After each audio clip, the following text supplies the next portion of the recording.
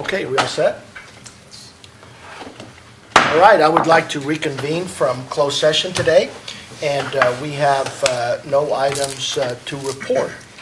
With that being said, then I will ask everyone to stand and ask our student trustee to please lead us in the flag salute today. Ready, salute. I pledge allegiance to the flag of the United States of America and to the republic for which it stands, one nation, under God, indivisible, with liberty and justice for all.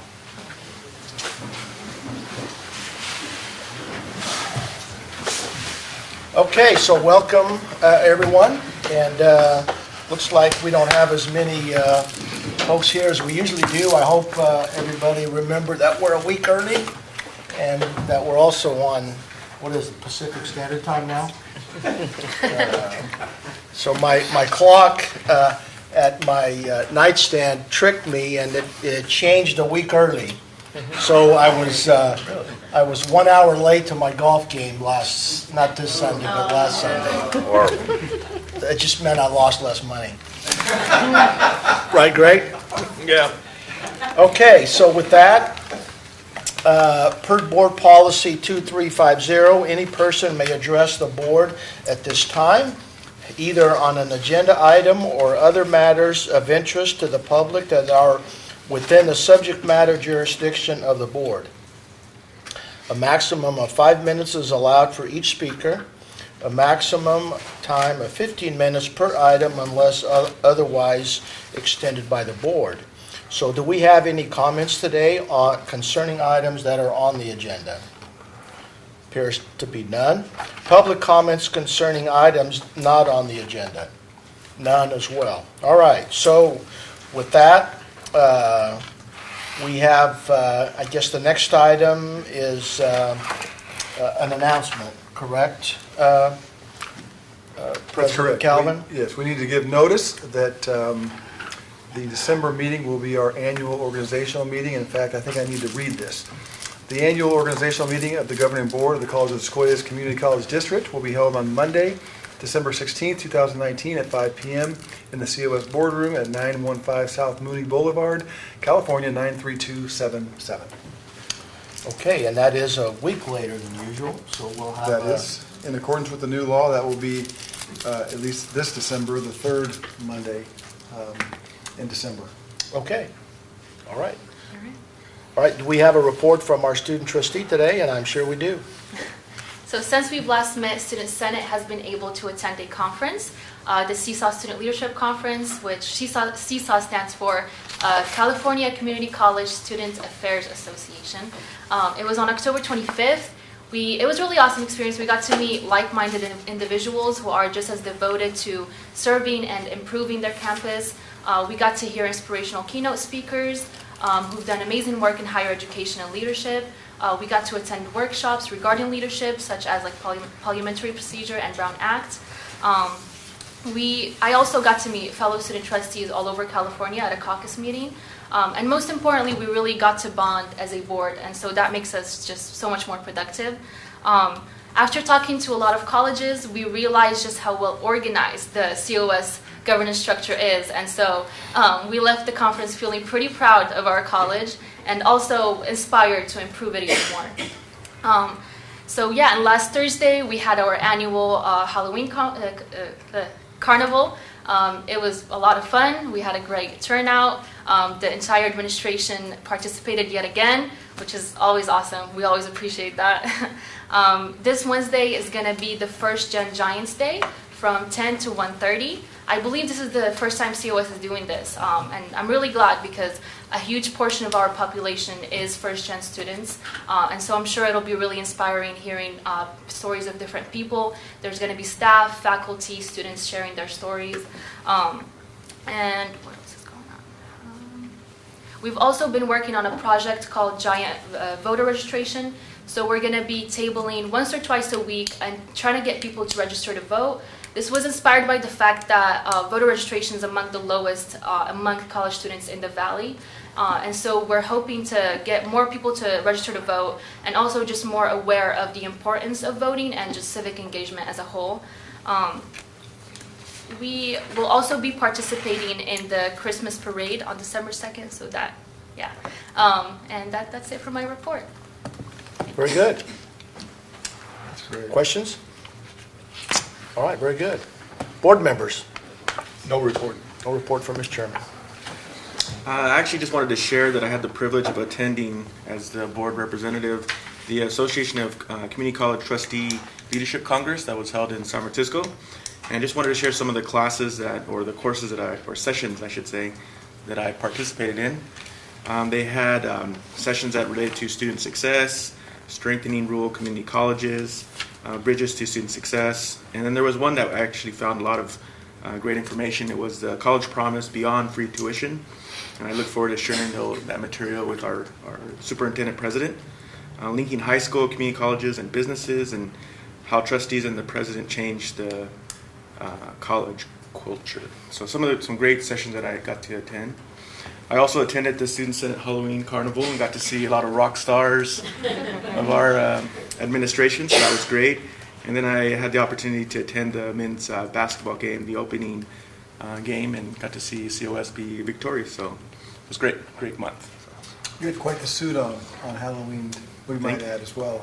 It's great.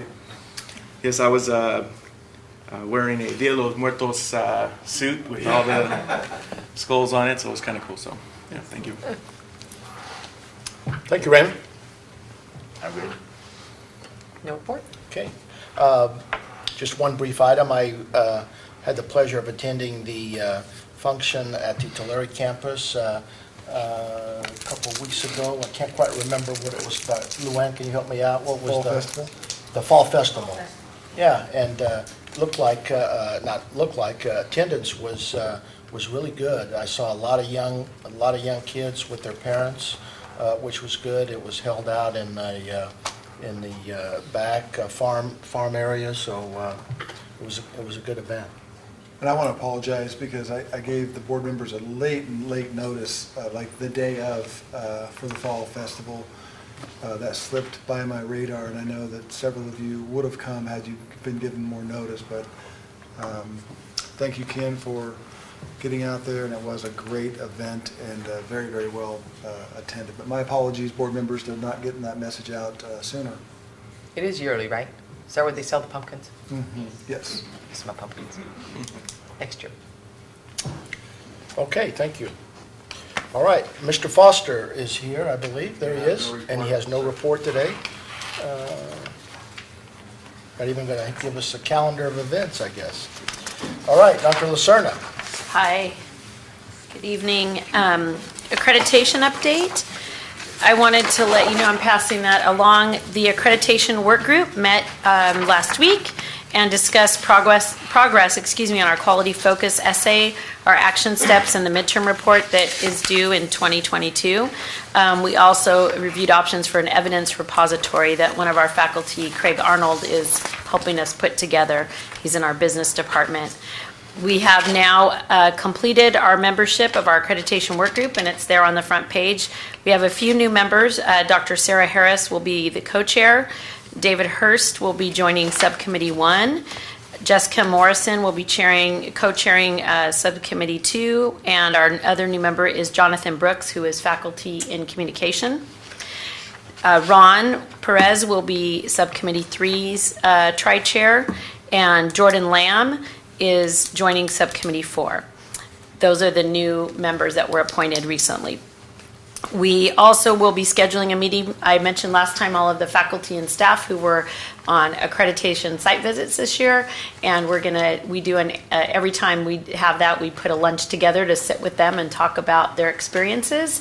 And so we'll be putting that together to talk with everybody about what their site visits were like. And they actually let Dolly out of jail, although he's not here, so he got out of San Quentin and he made it out. And he's not here, but he did get out of jail. He was at San Quentin. His visit was to San Quentin. No way. Yeah, I shared those with you. Dr. Trimble was on one. We had yes. Francisco Benuelos was on one, Dolly, and he was in San Quentin, so he made it. Pardon me? Stephanie. Yeah, and Stephanie, yeah. That was our list from last time. Oh, here he comes, our prison escapee there.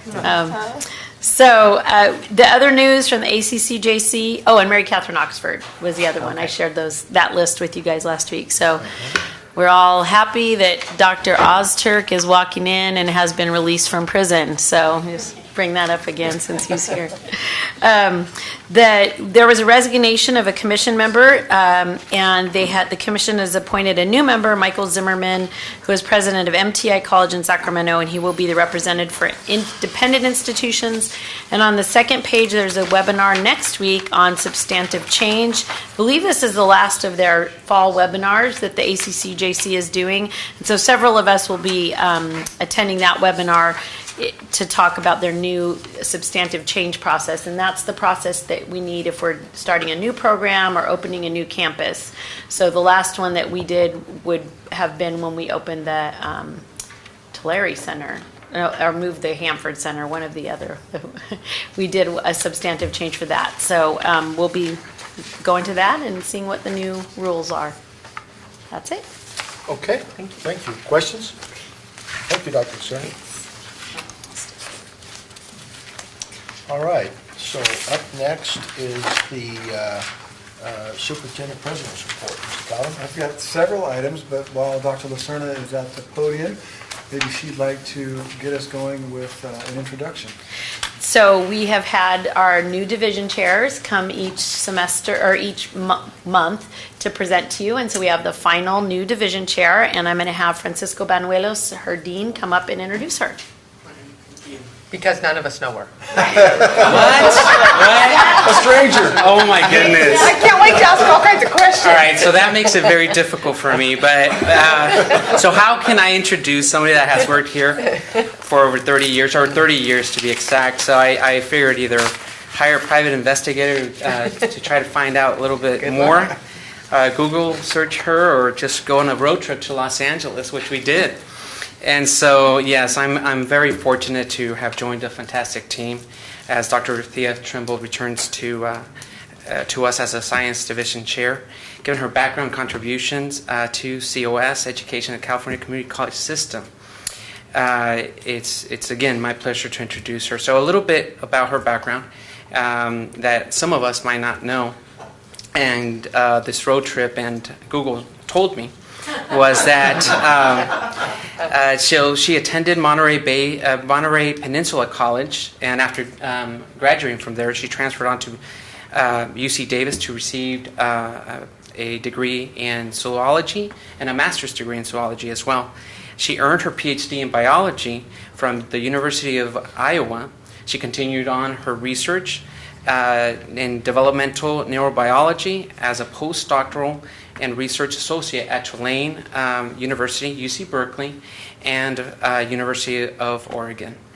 At COS, she has taught anatomy and physiology since 1990, has been president of Academic Senate, president of College Council, Costa Representative Council for Visalia Campus, previous Science Division Chair, and Program Review Committee Co-Chair. Beyond College of Sequoias, Dr. Trimble has been part of at least 6 accreditation site visit teams, which include Moreno College, Fullerton, Los Angeles Mission College, Norco College, Allen Hancock College, and most recently this year, and the reason why she wasn't here last board meeting was Cardington College, a for-profit college. She has also been a reviewer for the Anatomy and Physiology Laboratory Textbook, 8th edition, by Dornsberg and Lesac Scott. I think I got that right. Which has also been translated in Spanish. So you've gone international. Thank you. And so, interesting facts. I have 2. One, I'm going to say that she, after all these recognitions and accomplishments, I think she missed her calling. She should have been a NASCAR driver. She immediately said, Francisco, do you want to go down to Los Angeles? And by the way, I'm going to be the driver. I said, all right, Thea, I am the navigator. And I think because of me, we missed a right turn and a left turn, right, a few times. But anyways, I think she missed her calling. She is a really good fast driver. Very fast driver, to say the least. Some board members have been involved. And finally, We knew that already, sorry. Really? You knew that? Oh, okay. So then you probably know this too about her. In 2014, Monterey Peninsula College indicted her as Alumnus of the Year in the Athletics Hall of Fame. Yep. Okay. So congratulations and welcome. See ya.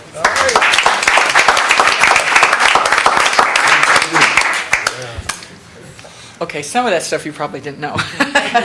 Okay, so I'm back.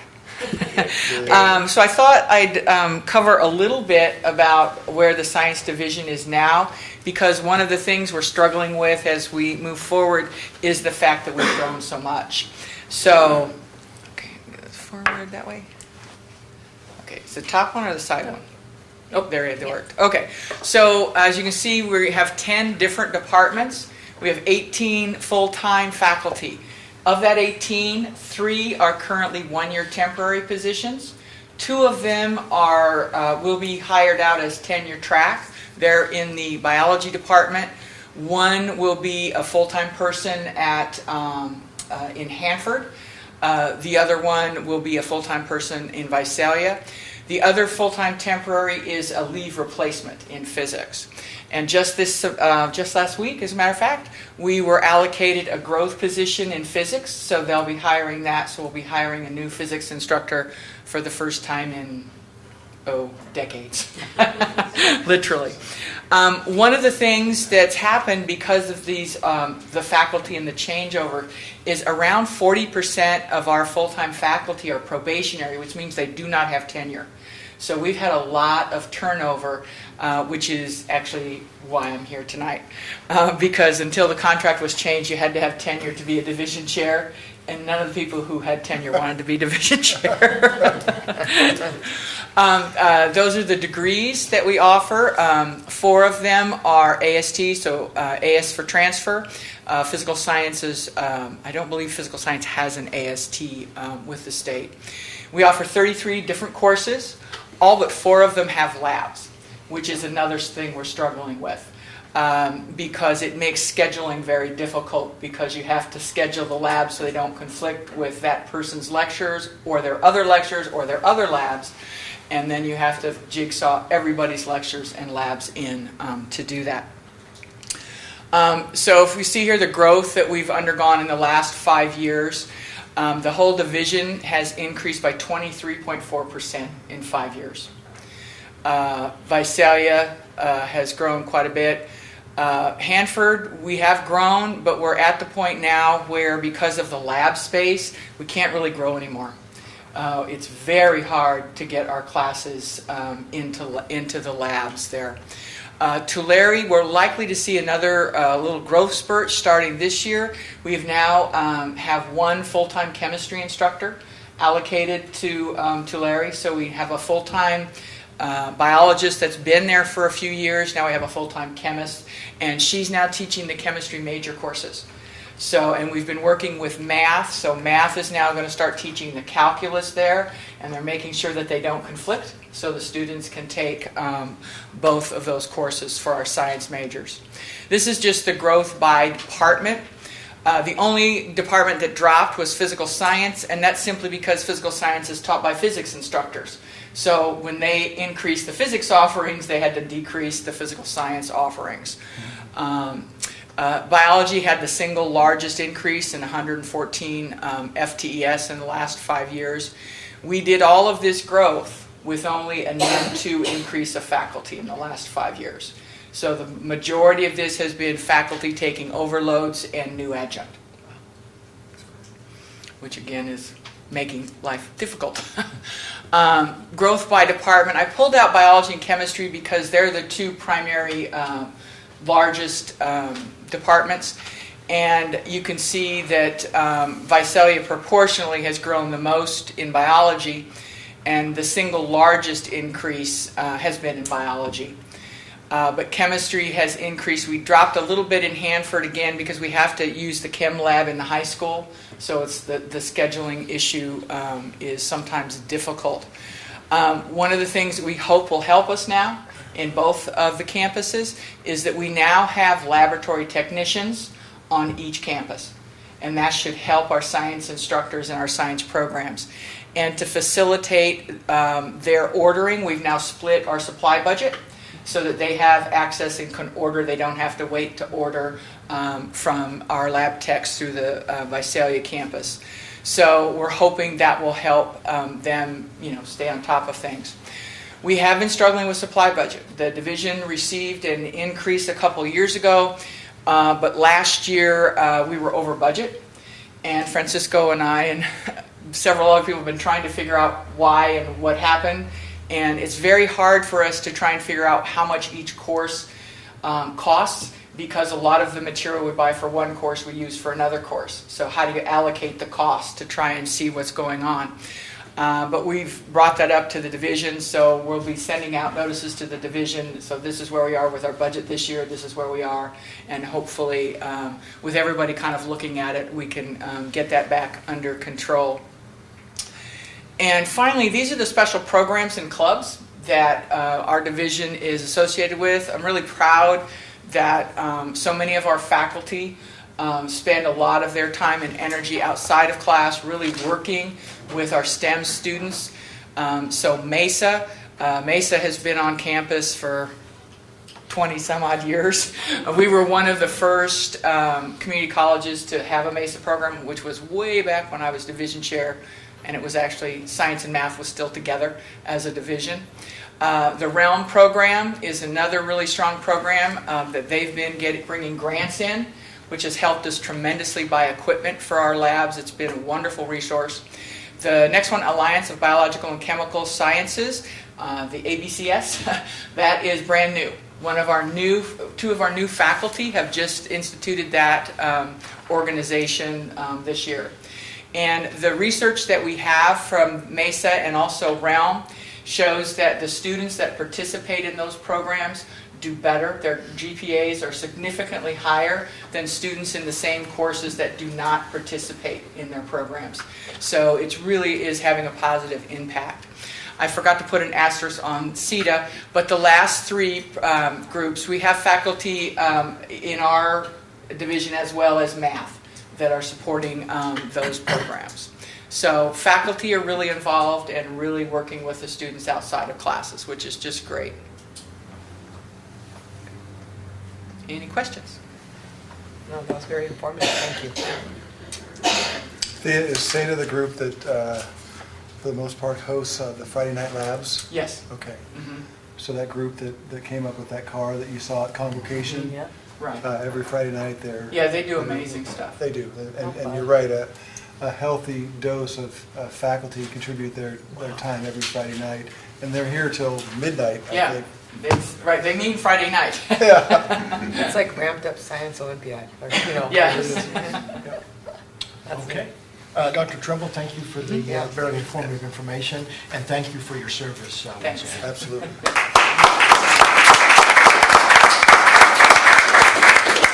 I've got a couple of more quick items, and the first thing is I'd like you to calendar, board members, our board retreat will be a Thursday, Friday again, January 16th and 17th. We'll send out an outlook for you. I just wanted to bring it to your attention. Thursday the 16th will be noon to 4. And Friday will be 9 to 3 or 4 in the afternoon. I think we've got Fresno Pacific reserved again, and we have it reserved till 4 p.m. on that Friday. And so we'll be developing an agenda for that. We anticipate kind of aligning it with our 6 board priorities for the year to be able to give you some feedback on all 6 of those areas. Also wanted to just share that several of us attended Dangerous Liaisons as well as our recent choir concert, and Nick's here, he can attest. They were both fabulous. They were so well done. It really is a source of pride that we have these events going on that community members can come and enjoy and participate in. The choir concert was just amazing. There's a young woman that is like, she's straight from Beale Street in Memphis. She was fabulous. Nick, do you know her name? I was just trying to think of it. She was unbelievable. Yes. Rebecca Burns. Rebecca Burns, yes, thank you. She was fabulous. The entire group was a lot of fun. We also had a big sports weekend. Volleyball won. I think they're 11-1 now or something in the CVC. 17-6 overall. I think they're at home Wednesday night against Merced. That may be senior night. This weekend we'll be going to Hartnell College in Salinas. Our cross-country team will be competing there for the NorCal Crown. Last week they won the Central Valley Conference Championship, hoping to bring home the NorCal Championship. Both men and women's basketball were in action last week. The women went 2-1 at a tournament to start the season, and here we rung in the Dallas Jensen era with a win over his former team, and his brother was coaching that team at Gavilan. So that was a lot of fun, and to get that kind of crowd, I don't know how many, several hundred people, 500-600 people that were there on a night when the Bell game was going on in Tulare, the Saddle game, and the Cowhide here in Visalia. And we had a great crowd, including Ken and Raymond. So thank you for coming out and supporting. And then our football team, for the first time in probably 10 years, we're bowl eligible. We won our 5th game out of 8 Saturday night at the bowl against West Hills. So we are currently 5-3.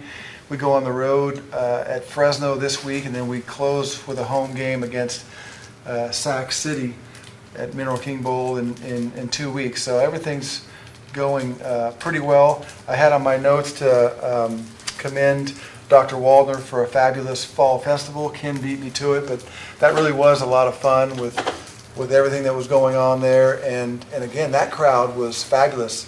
I think it was the same night that John and I had a dinner out in Lemoore, so I couldn't stay for the entire fall festival. But I got there at 4 and it was already crowded. And by 5:30, we had a nice crowd. I can only imagine it got even more crowded after I left. So great job on that. And that concludes my superintendent report for the night. Okay, thank you, Mr. Calvin. Just a little follow-up on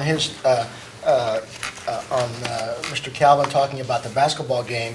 That was kind of fun for me to watch, and I was keeping an eye on the 2 coaches, and our coach is not quite as animated as his brother, who's now the coach at Gavilan. But there was one funny incident that took place, and one of the officials was running down court and lost her shoe. Her shoe went flying, and it kind of flew in the direction of the coach from Gavilan, and I'm not sure he knew what was going on, but he saw the shoe and he picked it up and he threw it back. He threw it back behind him, threw it into back the stands. behind him, into the And stands. it was the the ref, line. so the official came over. Where's my shoe? And I thought she was going to tee him up because he threw her shoe Well, out. the other official did. The other official saw it happen, thought that he was doing that intentional. The other official came in and gave him a technical foul. Oh, he actually did do And that. then he pleaded his case. He said, "I had no idea that was an official shoe. I thought it was only about this Yeah. big. He said, I thought it was a kid's shoe that came flying on the court." So they rescinded the technical, and everybody got a good laugh out of it. Too funny. You never know what's going to happen. So, okay, so now we're going to move on to, how do we move to our next section here after that? So next up is the Academic Senate report, and I don't see Mr. Turner here, and I would ask Dr. Trimble to do it, but she left too, looks like. So apparently we have no report. Next up is Costa, and I see Mr. Hurst here with us today. No report, thank you. No report from Mr. No Hurst. more. Okay, CSEA, I see an old, or a familiar, I shouldn't say old, I should say familiar face here, but I know he's not here, and Mr. Nichol, I know he's not here to give the report because Mr. Terry's here, so, No report today. Mr. Nichol, welcome back. Dr. Erickson's in Chicago on some personal business. I agree, but we don't have a report tonight. Okay. Thank you. That's, 4 for 4.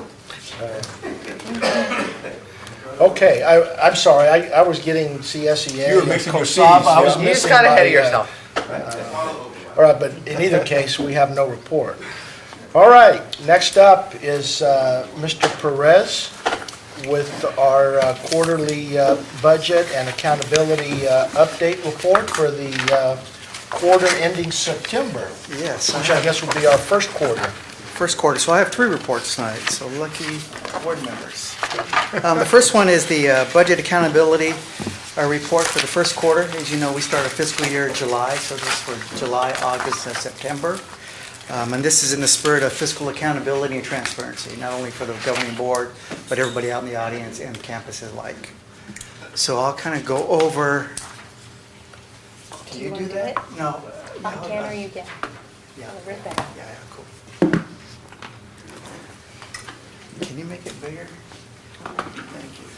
Y'all have handouts, right? Yep. Yes. Okay, so I'll go over the handout. So the first report is a recap of 18-19. So I kind of want to go over the 18-19. And the chart that you see there is the final adopted.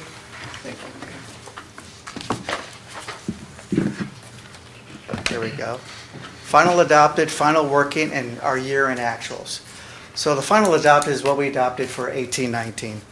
And you'll see our total revenue is $70.9 million. Our expenditures down below 65.8, and we're predicted at that time about a 5.1 surplus in the ending fund balance. The middle column is our final working. As we make adjustments throughout the fiscal year, that's where the adjustments come in. So you'll see the adjustments here. We went from 70.9 to 70.3, and down the expenditures from 65.8 to 70.5, and I'll get into the reasons why there's a variance. And it kind of showed at that time a deficit, a planned deficit of about $220,000. And just a reminder to the board, about this time last year, the governing board, you approved a expenditure plan of about $5 million to move into different accounts. And then as we started doing a year-end close, because we start closing in September, when I say we, it's Linda and Leangela and her staff doing the closing of the fiscal books. Our year-end actuals is $71.3 million. Our expenditures is 69, so our total surplus to the positive of $2 million. And then down below, you kind of see where our ending fund balance, 21.8 or 31.53%. And then when you take out the designated accounts, our total unrestricted ending fund balance is 20.8 million, 30.07. The state average is 21.2. So COS, we're sitting pretty good at a 30.07 ending fund balance. So I do want to explain some of the variances on the revenue limit side. As you see, it's final adopted at 67. Year-end actuals at 66. If you go down to column or the number A, remember the state did not have enough money to fund the full entire student center funding formula. So they put in constrained. So we're using constrained revenue. But then again, also to note that even though our fiscal year ended June 30th, the cycle does not complete till February of next year. So in February of next year, what you call a recalc 1, we'll kind of know finally how we ended up for 18-19. Talk is we'll know in December what we might get, but definitely by the end of February we'll know for 18-19. So it kind of makes budgeting a challenge, as you know. A little bit. Some other revenue, you kind of see where it went from 3.1 to 4.9 million. Reason for that is we did get some other revenue. Barnes & Noble commission about 190,000, full-time faculty hiring 460,000, Lotto and interest income both about 400,000. So that was a major variance there. And the big variance here is, as I mentioned briefly, is the other outgo. We budgeted 530,000 and we look at 7.2 million. Again, the Student Center funding formula came in. We had a surplus for last fiscal year, and there were some decisions made district-wide and approved by the governing board where to use those dollars for one-time big needs. So that's why we kind of transfer those into the capital projects. And then again, some total surplus. Our dental vision, we had our auditors came in. We had a little too much in the reserve, so we wrote off 311,000, which ended up into our ending fund balance. So again, just to recap, our total unrestricted ending fund balance, 20.8 million, or 30.07%, which is real good. With that, I'll go to the next page if there's no All right, questions on that. so let's break there just for a second, Okay. Ron, if you would. And I'll ask if there are any questions of board members with respect to the items on this page. Ron, just a quick point of reference, if I could. Under other revenue, one of the items of increase is interest income by about $400,000. Now, is that, did we just estimate low when we project out what our revenue is going to be from funds that we have on deposit in one form or another, Linda, or? We had a low budget, that our cash balance is growing, and the county is paying a nice, about 2.1, 2.2 interest rate each month. So that interest is, it's a lot. Right, that's like a more than what local we agency anticipated. investment fund kind of So thing? in Yes. this year, we Yeah, bumped that revenue up, because we're getting a lot more interest. Yeah, so you brought it up to actual, I guess, or? Yeah. Okay, thank you. All right, Ron. Okay, next page. Oh, you want to make that smaller for me? Thank you. Next page is current fiscal year. Again, you've seen this in the October board meeting, but basically what it's telling us, any kind of adjustments that we've made since the adopted budget in September. So on the first-hand column, on the left-hand column, what we did in October, and then again on November, which is this month, and then any kind of differences. Again, this is the general fund, which is on the left-hand side, and the restricted budgets is mostly our categoricals are on the right-hand side.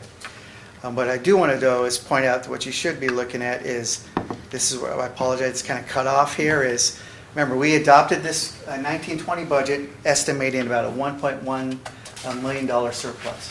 Now, these are the changes and adjustments that we've been doing since July 1st. So you kind of see where we predicted a $1.175 million surplus.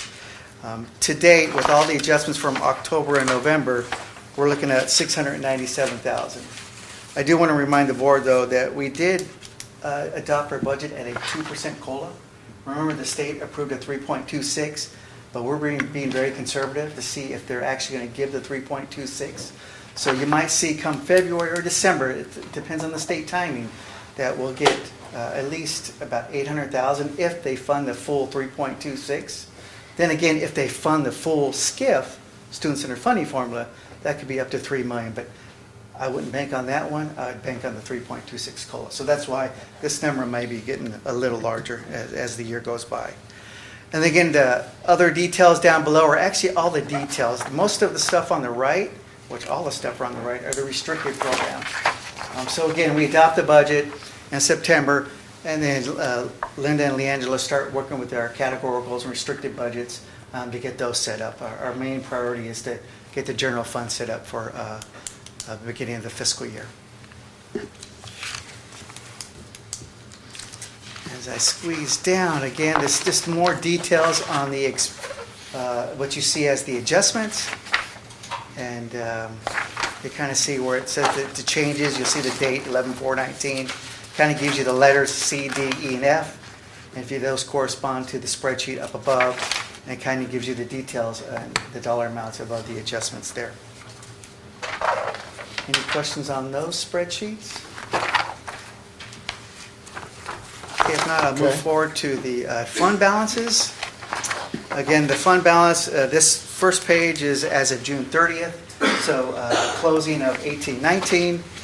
A couple things, the general fund, you'll see the ending fund balance of $21.8 million, and then that is a 31.57 ending fund balance reserve, and total cash on hand is 29.1.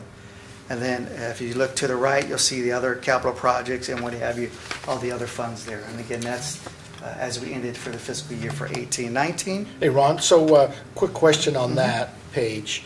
Am I comparing apples to apples when I look at the general fund balance here of 21,857, and then I refer back to your first sheet of 20? Yes, you do.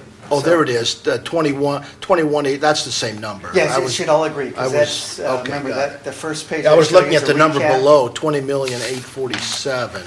That's taking out the the designated. Got it. But this is all the general fund. Okay. Here. Okay. So yeah, those two are tied. And then the next page is this current fiscal year, quarter ending September 30th, 2019. Let me flip that page. Again, general fund, if you look at the first column, the 21.8, again, that's our ending fund balance from last year, which now becomes your beginning fund balance this year. So 21.8. Our ending fund balance as of 9/30/19, right here is 27,630. Total cash on hand, 28,000. And that's of the first quarter of this fiscal year. Right. And again, all the other funds down to the right, capital projects, farms, minimum reserves, and what have you. All right, questions for Questions on that? Mr. Perez on that? So if not, then we shall move on to the quarterly financial report, the 311Q. So thank you. So this is a report that we send to the state, CCFS, Community College Financial Statements 311, first quarter Q. It's not registering. Put it on that page to see if it works.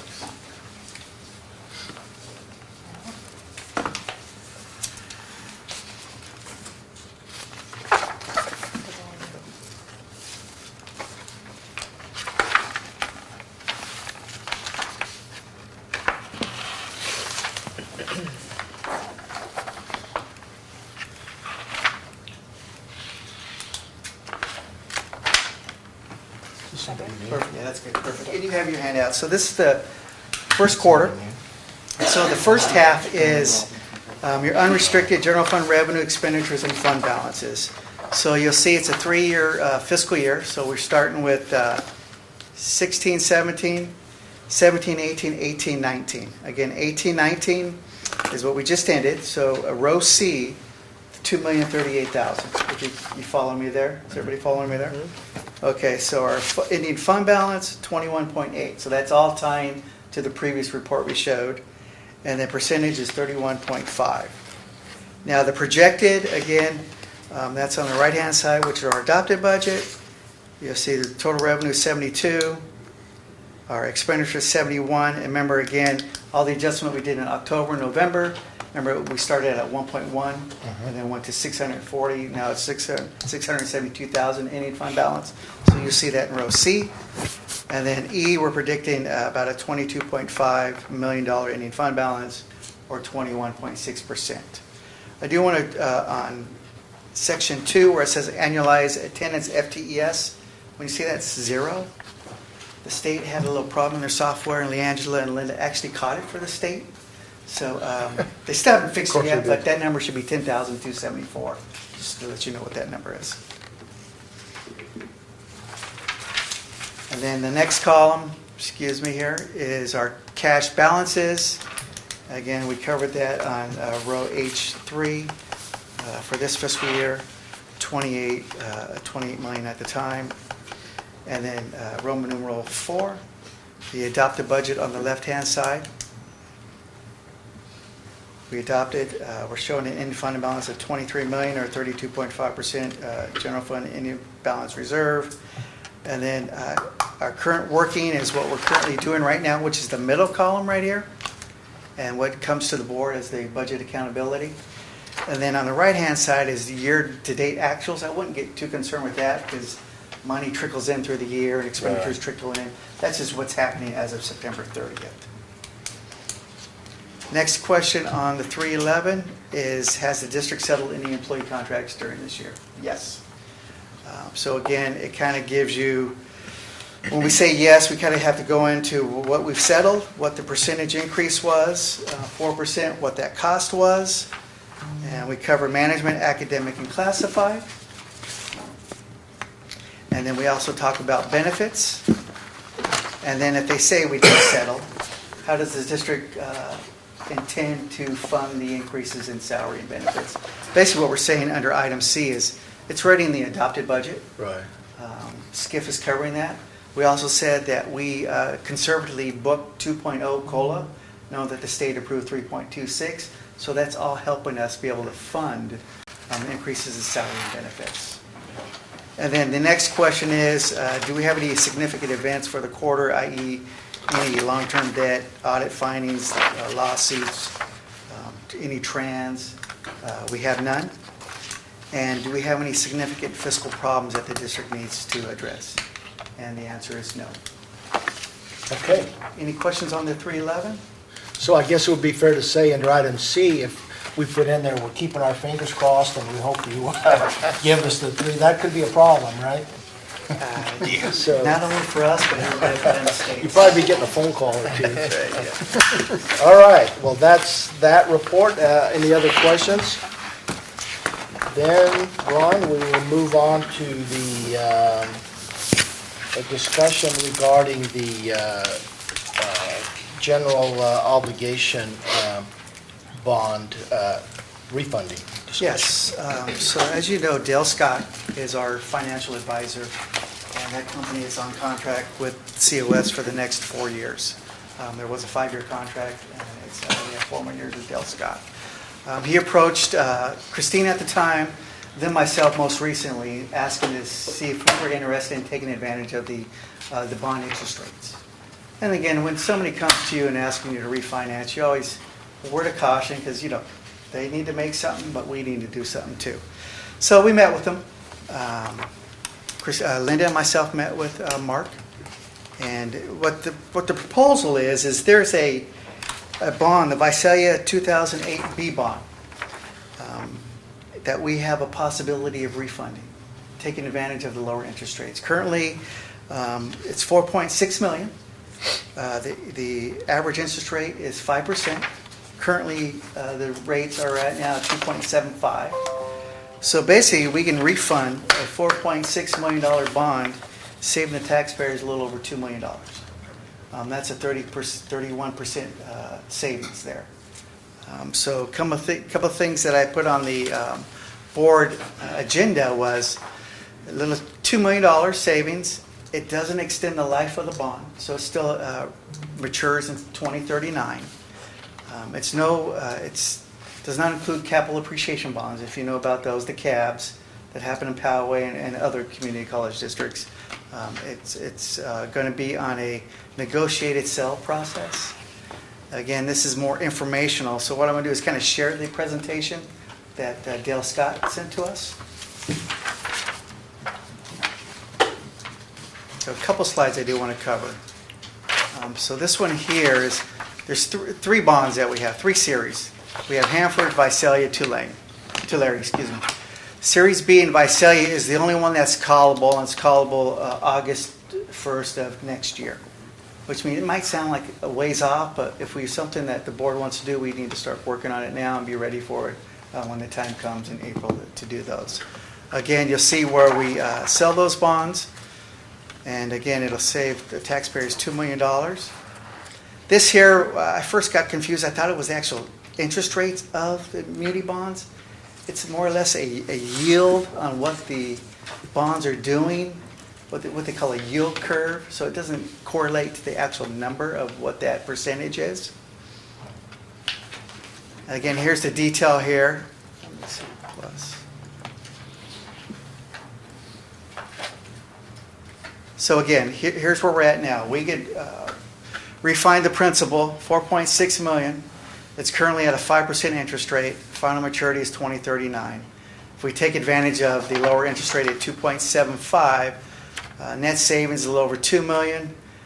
We're saving about 31%. What it's actually costing us out of the proceeds of that sale, about $180,000. So for a cost of $180,000, we could be possibly saving our local taxpayers $2 million. Again, the final maturity date is 2039. And those costs, they come out of the sale, so The bond proceeds. we don't pay for that. I mean, we do, Part of the taxpayers do. transaction. Yeah. But you're saying we can't pull the trigger until 2020? It's not callable until August 1st of 2020. So we can't refinance it before then? No, we can't. So how do we know the interest rate's going to be 2.75 So that's a year from now? So we'll keep monitoring it. What needs to happen, because it takes a long time to get the legal documents, the sale set up, is if we, the board, you decide that this is something we want to do, we'll pursue it. And then at that time of that sale, if that savings is not there, that interest rate goes sky high, we don't do it. But then again, with you authorizing us to do it, at least we can get the ball rolling. Do we have to pay them anything up front? We don't have to pay anything up front. Okay. And So when if we would- get when to would we August, it won't lock in? cost us? When would we lock in on that? Would it not be until April. August? Yeah. April, we lock in. We'd lock it right in April? April. Yeah. So we start, So we're you're gonna bring only- this back in December for you guys as an action item, but if you give us the go-ahead, we'll prepare all the docs and February 1st, start monitoring it very closely and lock in a rate in April that we can count on for August of 2020 to take the current bond off the board and replace it with one. And we're estimating, and we felt like we were conservative at 2.75. They may be a little lower, but we felt like 2.75 is probably one we can get in April. That sounds awful good, 2.75. Yeah. Can't even get a 30-year mortgage for that. Then a couple other things on this chart is, what's the taxpayers going to see on their property bill? Again, at the very beginning, it's too small, you can't see it, but majority of the folks will, remember, you're paying interest on the bond right now. So you're paying, you know how you have a mortgage on your house, the majority up front is all interest until you get to the very end and you're actually paying principal. So the majority of it is you're paying on the interest. So the savings that a taxpayer would see on their property tax versus $100,000 assessed value. So say you have a $300,000 house. You're actually going to see 7 cents per 100,000 or 21 cents reduction on your tax bill. Not much for the individual taxpayer, but overall for the city and what COS can do for the taxpayers, $2 million is better. And then as you see where the bond starts maturing, you start saving a little more. It's the $2 marks. That's when you start seeing it because you're paying more on the principal there. Again, and this is a reflection of what I just said at the earlier chart. Kind of see those little lines right here. These are the actual tax savings, the cents, and then as the bond matures, this is where the taxpayers really see a big chunk of savings in their property taxes.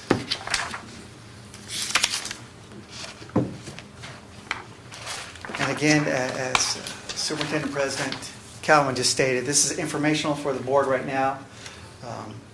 The plan is to bring board action if you do choose for us to move forward in December, so we can get the ball rolling, so we can lock in rates in April and get the sale. And I don't know why you wouldn't move ahead with it if you can save that kind of money for the taxpayers. I mean, obviously, that's not a lot of money per person, but $2 million is a lot of money. And if we don't have to come up with any money, I don't know why we wouldn't want to move forward. Anybody else? Questions, comments? So I think that's the consensus, Ron, that, I mean, I don't see any reason why we wouldn't move forward. Didn't we did something similar to this in Tulare, didn't we? Or somewhere else we refied not too long ago. Yeah, 2 years ago. We did In Tulare? same kind of deal. Or was it here? I think it was here. It may have been here, yeah. I think it was here. Okay, Ron, this is not directly related to this discussion, but this page that shows our outstanding obligations, what am I missed? The two, in all of the different ones, Series A, for instance, the first one on the list had an original amount of about $14 million or $15 million, but we're down to a very small balance. Is that, were those refied into something else down here, or why such a large drop? I'm not sure, Linda, would you know? Does that look right to you? They Yeah, may it have, started I in know we did 2007. like 3 different refundings, but I can't. I don't think we did Hanford Series A, though. We can check on that. We can check and, I can check and report back. Because I know that if it started in '07, we would, it didn't seem like they would almost be paid off by now. Not when they're 25 And to 30 year so, bonds. and then, so the very top one is. That'd be 25 That's years, though, or Hanford. Plus, right? Yeah, No, two it's- thou- You can see the Right? final maturity So is that's 12 14 years. 2021. 12 Yeah, years. got it. For whatever reason, that was set up as a 14-year payback. See, But they're all like that. If you look at the very first one, on Tulari's went from 20 million to 1.6 million. yeah. And Just looking at these final Visalia maturities. went from 18 million to 1.2 million. That just Yeah, doesn't, see I think I see it right here. Okay, so in Hanford, we have the 2017 funding, Series C. So that might be part of it. oh, you know, that Yeah. would make sense. They moved that at the bottom. 58 It and moved 12. to, Yeah. So that's why we see a low. because if you look at Tulare, we didn't borrow all that money that's in that first column. And So that- some of that is Hanford Series is C because took- of the Is refund. taking Yeah. Series A off the board? And that would make sense, that a certain portion of that This is Series only A. 45,000. is Yep, yes, So we correct. did it in Hanford, is where we did it. All three of them got a refund. Right. That's Yeah, that refunding In 17, that's what Greg 2017. was talking Yeah, about. Series C, Series D, they got Yes. renamed, but you can see the low principals on each one of those first Right, ones. yes, it would Yeah. shifted. It Yeah. shifted from one to the other. That makes sense. Okay, well, that answers that pretty much. Good question. Okay. Mr. Perez? Thank you. Does that conclude your It's all for you, thank you. presentation? Okay. No action there. Next up is Farming Operations Annual Update. Dr. Waldner is here for that presentation. Okay. I have colorful pictures. Less numbers, Ron. Do I do it?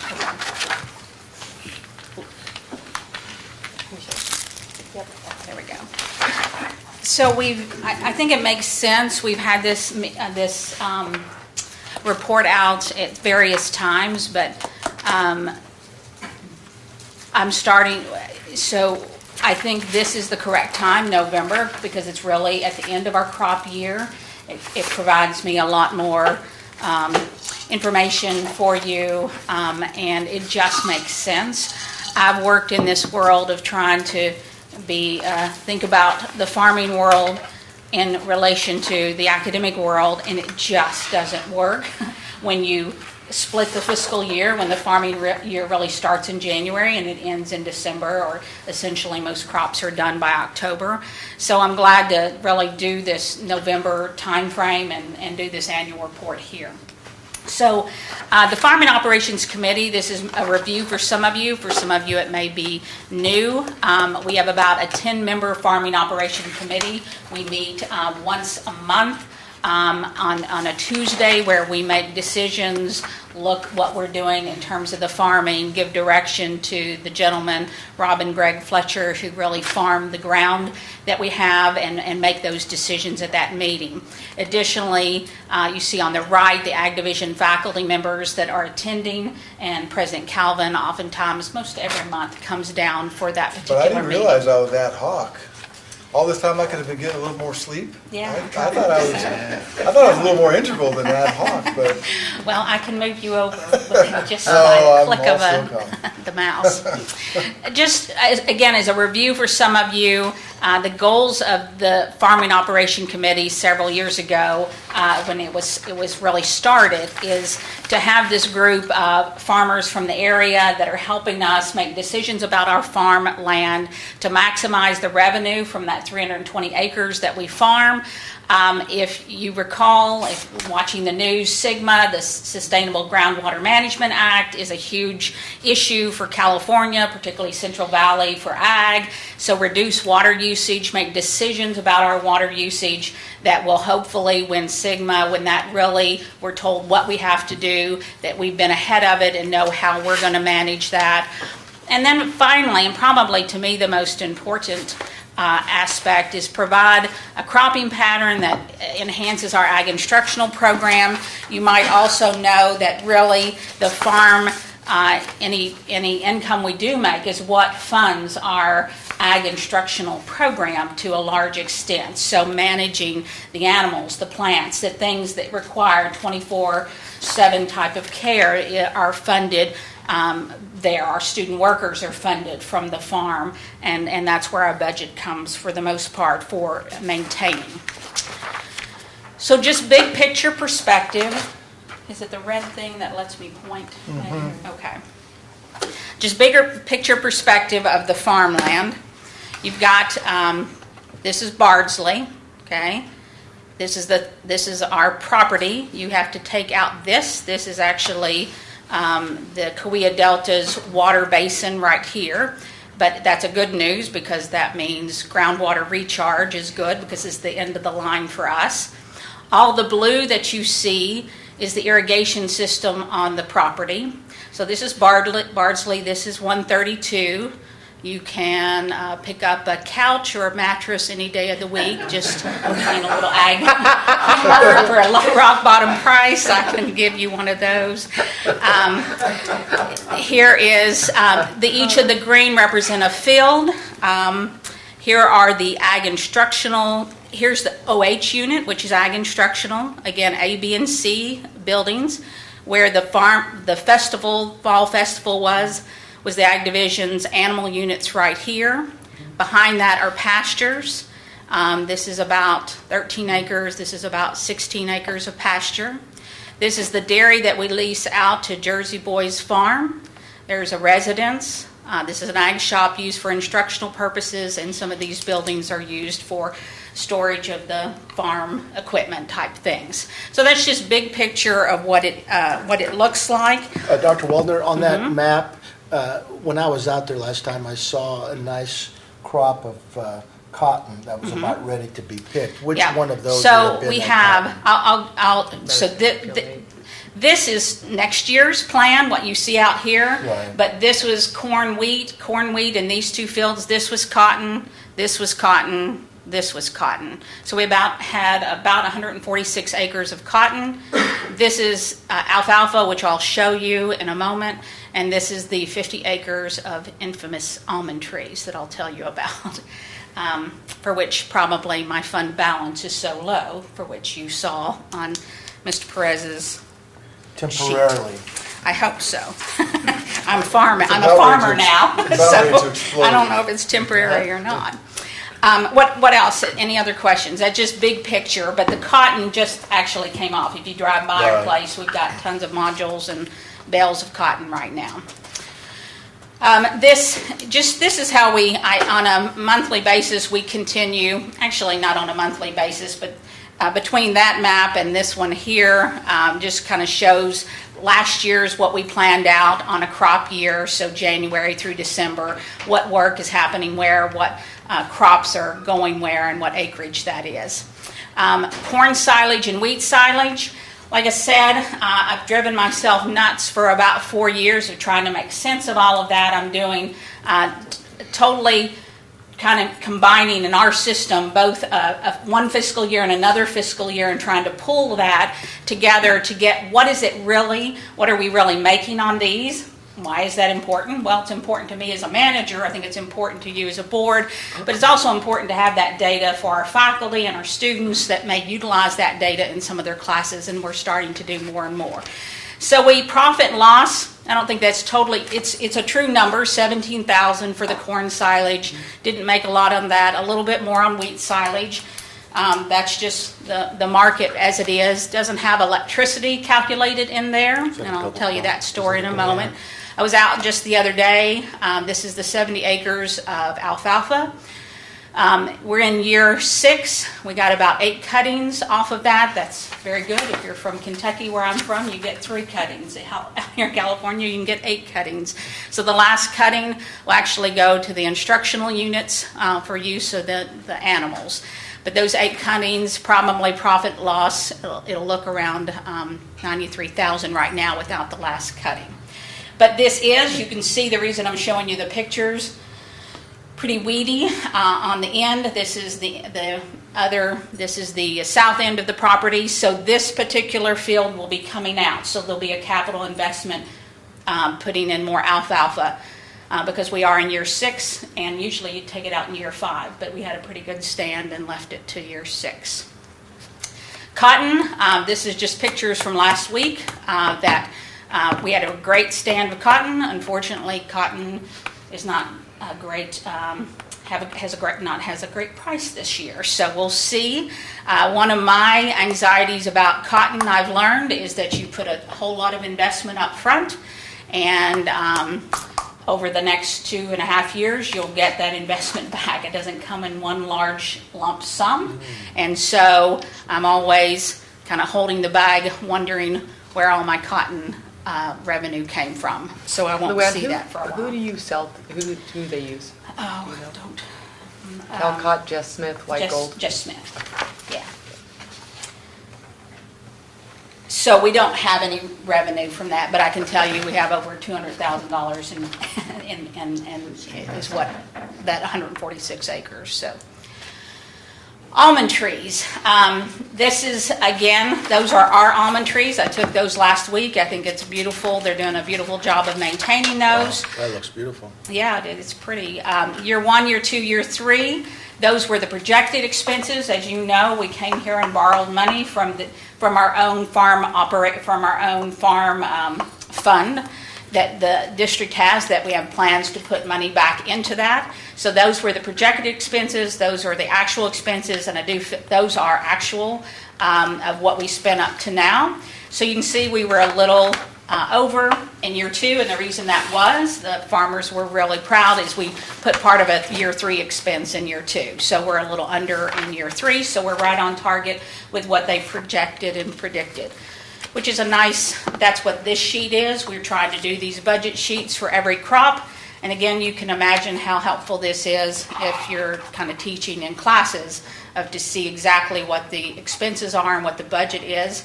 And this is just year 3. I don't know where my little pointer thing is. Year 3, you can see that 154, and that's what we had projected. By we, I mean the farm ops, the farmers on the committee. Can you go back to that just a second? And just take a snapshot in your mind. Just take note of the detail that goes into this, because this is certainly something that Luann has brought. Yeah, Luann and Jeannie, her administrative assistant, have brought to this. And I just want you to kind of take note of that, because I have a couple of comments I want to make when Luann's done. But this is the kind of detail that we've now come to expect, and it hasn't always been this way. There's just a lot of work that goes into this. Let's see. Oops, I don't want to miss this one. Megan, I don't know if I can run this.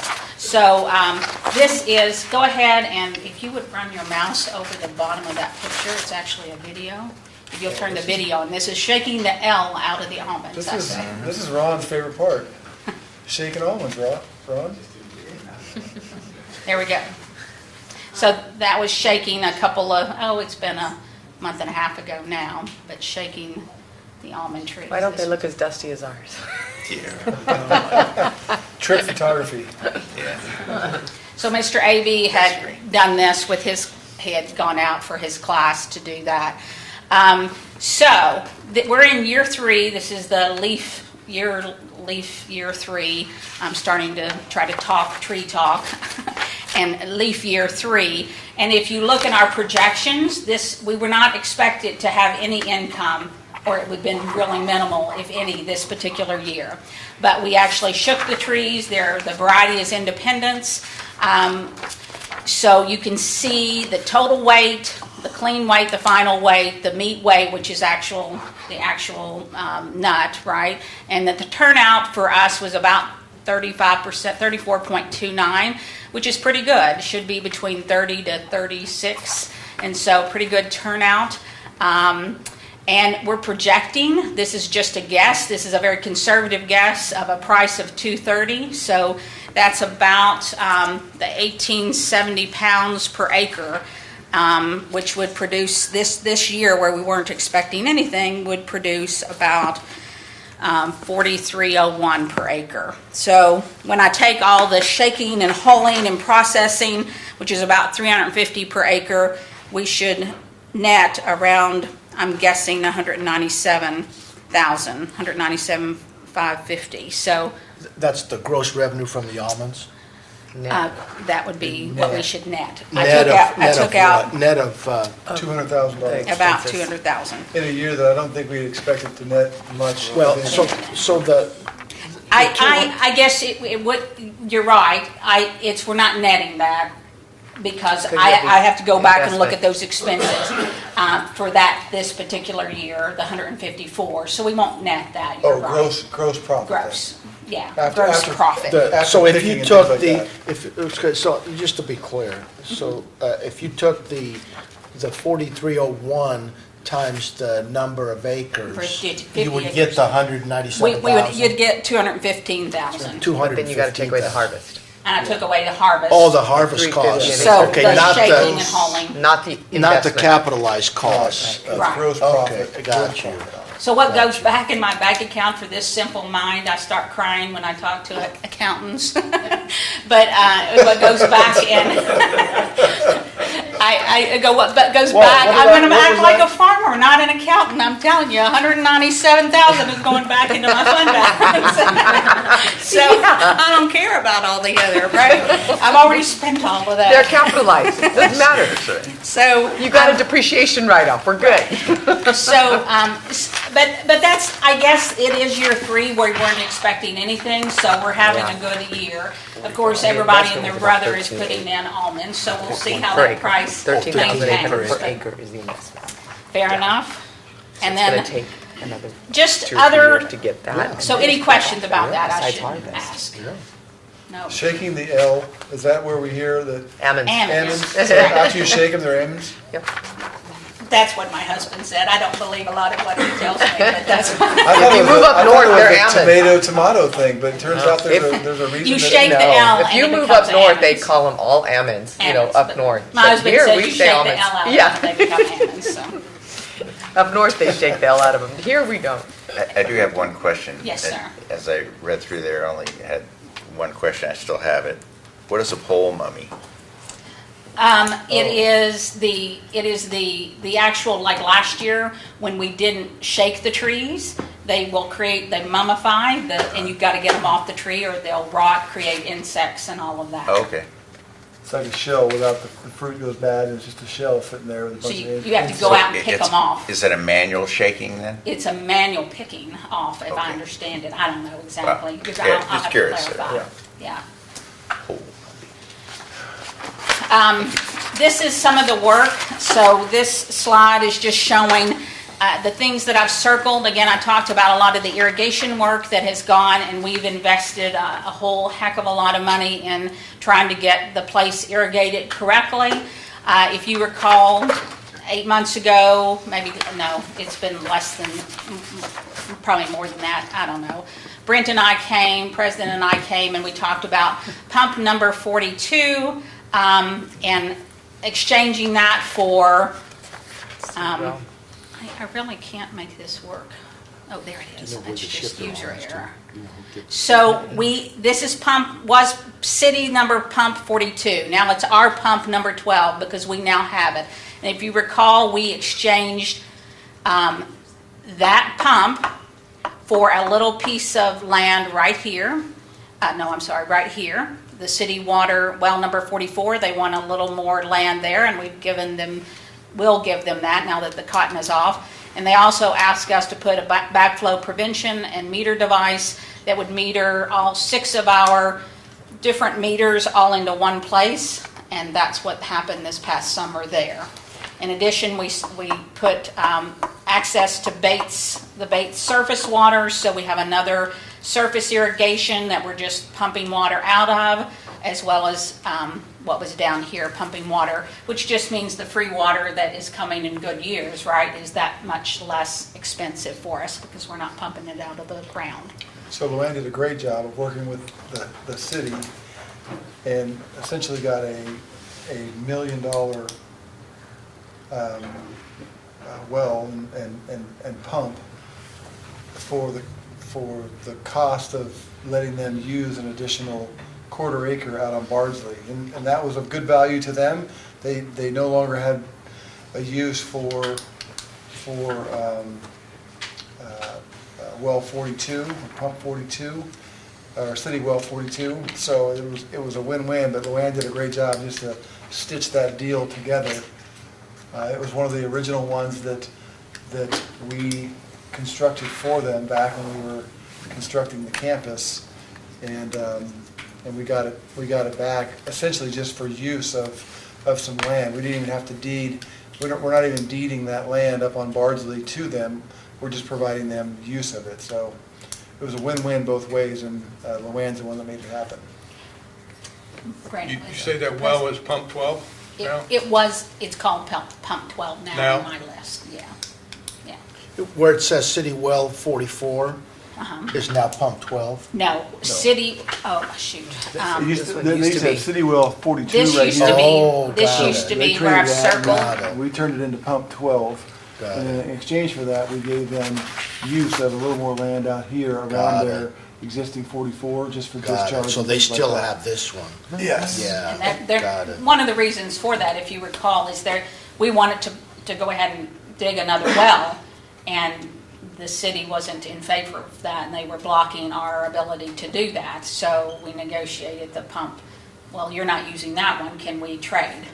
So, That's a And the good folks trade. that we worked with at Tulare were fabulous. Okay. I mean, Tricia Whitfield. yeah, she was fabulous.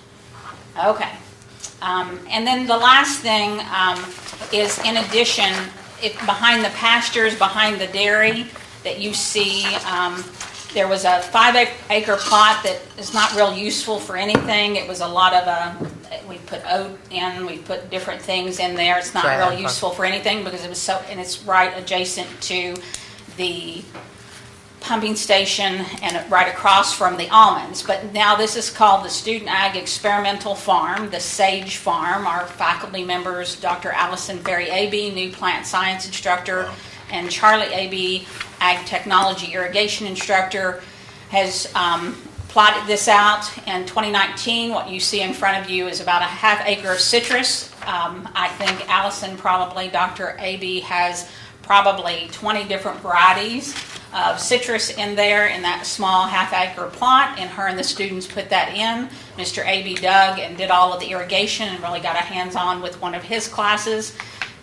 We are in the process of putting trellises up probably in November. So in 2020, she'll plant about a ½ acre of grapes, again, different trellis systems, different varieties of grapes, and sometime probably late next year, another ½ acre of stone fruit, all different varieties, and there's a ½ acre of open for either annual crops or other things that they decide. Fully automated irrigation system. Charlie can turn it on, Mr. Aby can turn it on with his phone, and not that that's the only reason, but he's highly technical. But that's not the only thing you have to do, is you've got to be on the ground and know what you're doing. But students are getting, and it doesn't matter as much as the almonds. If you go out and you do hands-on work and you kill a tree, so be it. We'll replace that tree, which is different in an instructional than it would be if you were doing it on the almonds that we're trying to make money off of. So I think we're going to talk more about this at the board retreat potentially, but I would say one of the most exciting things for me over the last couple of years have just been hiring faculty members who come to those farm operations meetings, our agribusiness, our plant science, our ag technology, that come to those meetings, engage in those meetings, bring students to those meetings to talk about utilizing, for instance, the almonds and the some of the yield that we've had, or some of the projected yield, and utilizing that in their classes, coming in, giving PCA, the pesticide control advisor, kind of recommendations. Whether we use them or not, they're coming in and doing those things, and I think that's an exciting transition that we haven't had in a number of years that is happening now. Those faculty attend these meetings. Our farmers on the advisory board, they've always been there. We just didn't have that kind of communication between industry and education, and now it's a great cross-pollination, and our farmers love it. They love, I guess, get a kick out of some of our farmers. They can't get enough of the student reports and things that they see at these meetings, and get to hear directly from the students or faculty kind of how they're incorporating the farm and the farmer operations into their classroom. It's really cool to see. Just, Mr. AB, we got all the electric bills because you saw the price for the electrical, for the wheat and the corn, but I'm going, that's not the total price if we don't count electrical and pumping water out. He's going with this class and putting together the projections of what those cost per acre, and so that's part of his class project, which was pretty exciting for me. What's the new veterinarian doing out there? She's an animal science instructor, and so she is teaching both animal science, our sheep science course. She's teaching also the dairy science courses, and then we had the one vet tech, and she's teaching a second vet type course in the spring. She's launched a vet assisting, not a vet tech, but a vet assisting certificate that will happen in the it's going through the process right now. Does she treat our animals if they need it?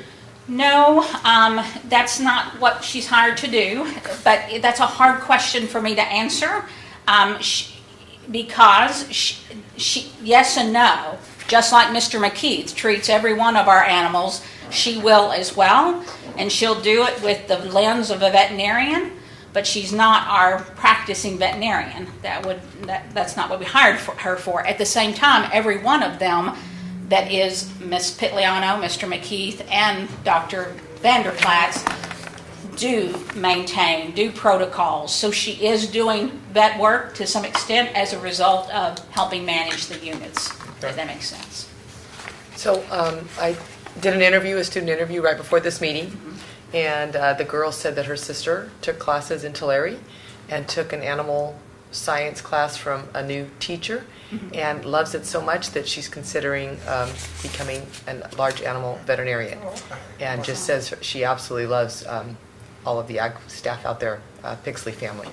So, and it's close enough to her house that she could go full time. So it was a great story. Yeah. That was just a few hours ago. So good job out there. Thank you. Great job, Luann. Okay, don't leave the podium just yet until I give the board members opportunity to ask any questions. I have a comment too. I would just ask that you, probably every time the farmer advisory group meets, just pass along the board's sincere appreciation for all the time that they put in. And, it would not be what it is without them. Absolutely not, because That's I do not know Yeah. much of what they ask us to do, so it's awesome. Thank you. Okay. Great. But on Mr. that Cal- note, Mr. let Calvin. me just commend Luann publicly, because Luann basically has three separate and distinct big jobs. She is the provost, essentially the campus president. I mean, her side is as large as some full colleges in our system where they have presidents. So her and Kristen are essentially presidents of small colleges. In addition to that, Luann happens to be the dean over the agriculture division, which at a lot of places is the only division that would be assigned to one dean, because it is so large and diverse, and there's just a lot that goes into that. But then very few colleges in our system also have a 300-plus acre farm that needs to be managed with 7 or 8 different crops, and you're rotating. And I grew up in an agriculture family. I pride myself on knowing just a little bit about it. And I go to these meetings and I'm blown away at just the level of detail and the various little issues that need to be worked through, like a farm manager would, and that really falls on Luann. As she said, she couldn't do it alone. We're lucky to have a great group of farmers that support us and talk about when to rotate and talk about fertilizer and the various things. But Luann and her assistant Jeannie are the ones that pull all that together and have it come out in a report like this that we can all make sense of. So Luann, great job, and I really do appreciate your efforts. Thank you very much. Thank you. Excellent. Okay, we'll be catching up with the reputation of some other colleges that have a reputation in ag. I think we're getting there in a hurry. So, all right, very nice. That concludes the information portion of the agenda today. So next is the consent calendar. And with that, all items on the consent calendar are considered routine and will be enacted by one motion. An item may be removed from the consent calendar at the request of any member of the Board of Trustees or any person in the audience and considered as a separate agenda item. So, do we have any items on the agenda today that need to be acted on separately? If not, I would entertain a motion to approve consent calendar items 5 through 8. So moved. Second. Motion and a second for the approval of consent calendar. All those in favor, please signify by saying aye. Aye. Opposed? Motion carries. All right, action items. Number 9, curriculum. Dr. Lucerna. Hi, everyone. We have the curriculum report before you that has been approved by the Curriculum Committee and the Academic Senate, and we would recommend the board approve this list. The first page is all courses that are here for a 5-year review, and these are regular updates to these courses. And on the back, one more course for 5-year review, a 2-year review for a certificate of achievement, and then we're deleting one skill certificate which has been replaced by a certificate of achievement, which is a little higher level certificate for our pharmacy technician program. So it's a very short report this year, and we recommend the board approve it. So moved. Second. We have a motion and a second for the approval of this month's curriculum report. Is there any further comments or discussion? If not, all those in favor, please signify by saying aye. Aye. Opposed? Curriculum report is approved. From an informational question, Dr. Lucerna, the Certificate of Achievement in Human Services for Social Work, is that in conjunction with the local Human Services Agency, or who's?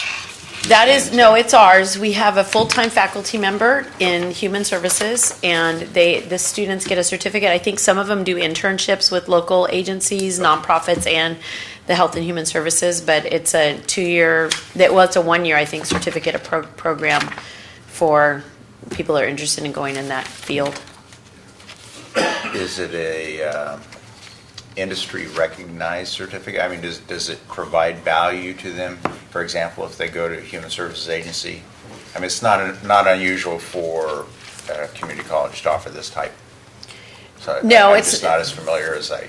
Yeah, no, it's not unusual, and our students do get jobs afterwards. I don't have the exact data with me about the job placement or anything. Sure. And I know that you'll see coming through in the next few months, they're adding an additional certificate that they're working on right now.